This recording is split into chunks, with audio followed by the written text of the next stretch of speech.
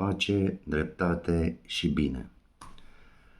A fi făcut varză. Vă transmit salutări din Veliko Târnovo, o localitate în care nu aș au ce căuta, întrucât nu așa existau atâtea destinații superioare.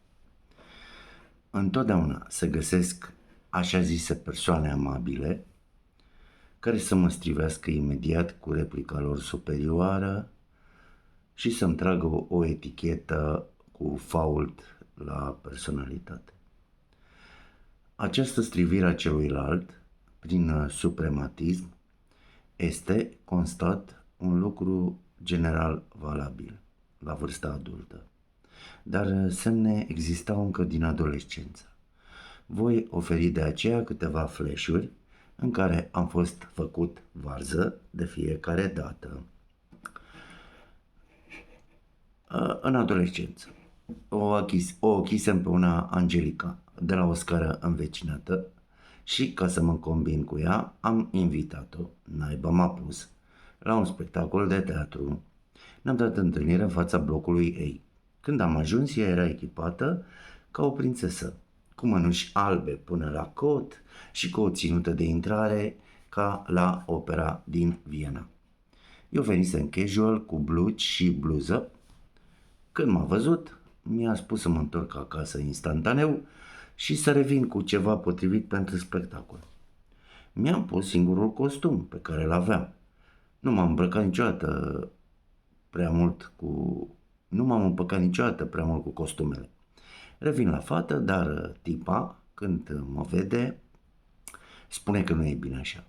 Să-mi caut alt costum, mai bun, mai de calitate, mai cu moț, că ea nu iese cu oricine. Auzind astfel de vorbe, am scos imediat biletele, i le-am arătat demonstrativ și apoi le-am rupt. Și apoi am rupt-o și cu ea să o moftorească cu altul. Apoi a fost Gina, o colegă de-a 12-a, de la o clasă paralelă. Mersesem într-o plimbare în care îmi spusese ce cărți prețioase citise ea. Cum nu l-ai citit pe Salamba lui Flaubert? Nici comentariile lui la Divina Comedie? Nici tot Shakespeare? La acea vreme încă nu citisem. Și atunci mi-a pus întrebarea capitală. Ce ai făcut până acum în afară de a ține umbră pământului degeaba?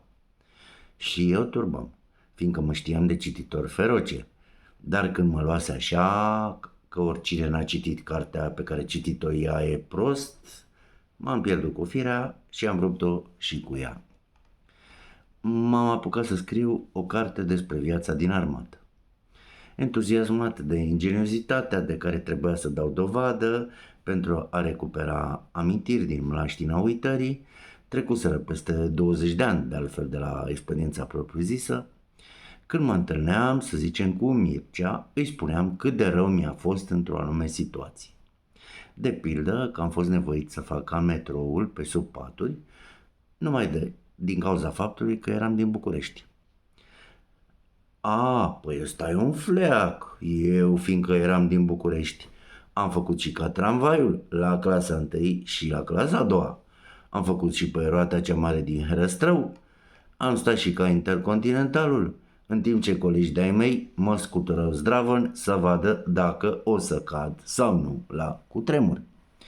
Am prăbușit-o și cu Mircea. Ce ar fi avut de vorbă unul cu o așa experiență superioară cu mine? Sunt doar 3 dintre multele situații posibile cu care m-am confruntat și care m-au trimis de fiecare dată în zona subsolului, a inferiorului.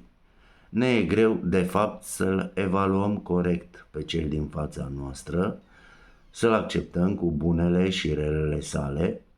E mai ușor așa să etichetăm viața ca una nedemnă, inferioară, nesemnificativă.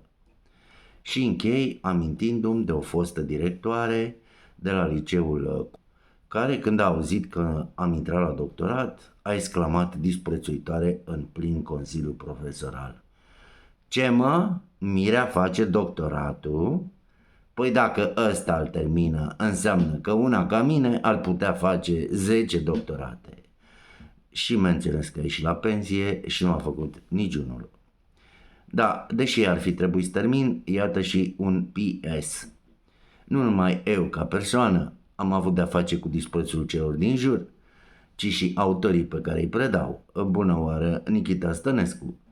Sună așa șocant pentru unii elevi versuri precum dintr-un bolovan coboară pasul tău de domnișoară, că unii dintre ei ajung să creadă că pot să scrie într-o oră 10 texte mult mai bune decât ale acestui poet. La început am încercat să-i conving că le este imposibil să scrie măcar la fel de bine. Apoi n-am mai zis nimic. Le-am întins o hârtie și le-am cerut să nu vă dovească literatura română de așa promițătoare realizări.